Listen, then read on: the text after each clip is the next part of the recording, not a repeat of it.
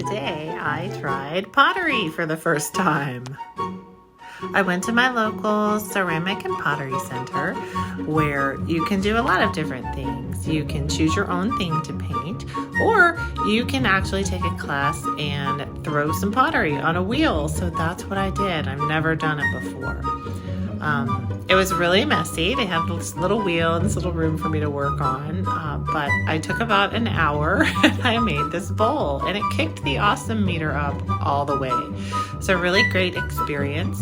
It was really difficult and I had no idea what I was making when I started out, but this is what it ended up being.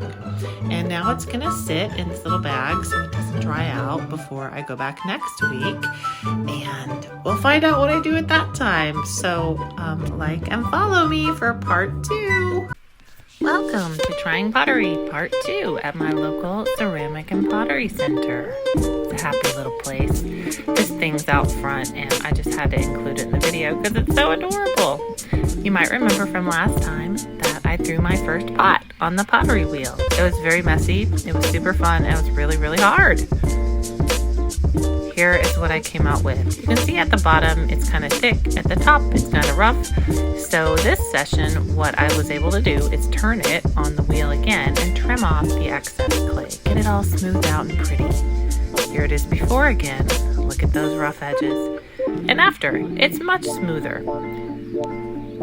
So we took all the clay I trimmed off and put in a bucket, and this will be recycled and people can throw clay with it again. Next time when I go back, since I finished one, I get to throw another pot. So come back and see. Thanks.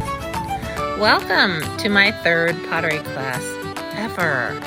So this is the Ceramic and Pottery Center where I go, and I am super duper amateur. This is the second time I've ever done this in my life. So I am not by any means knowledgeable about how to get to an end point with a plan from the beginning.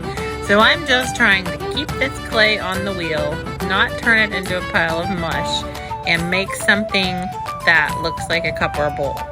So this is called raising the walls, and this is where it gets kind of sketchy because it can easily go south. But I made it to sort of to this bowl shape, so just widened it a little bit, and then once that was done, I used a wire and I sliced underneath the bottom so it won't stick to the vat. I was actually able to even make another cup after this, so join me next week and I'll show you.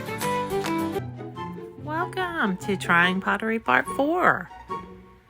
This is a bowl that I threw last week and it's ready for trimming. So I kept it on the wheel, I got it centered, and then I used this little tool to take off some of the extra clay so that it'll have the nice shape that we want. This is super relaxing and I really enjoyed it, and there's my perfect little pot. It's all smooth and ready to go in the kiln. I also worked on this bowl. And catastrophic failure. It looks like the bowl is laughing at me. I trimmed off too much, so whatever. This is a bowl that I'm finished with, and it's been fired once, so I was able to paint it tonight, and I went with aqua and yellow, and I really liked the way it turned out. I even put a little tiny heart in the inside, so they're gonna fire it and glaze it for me, and I'll go back and pick it up and share it with you.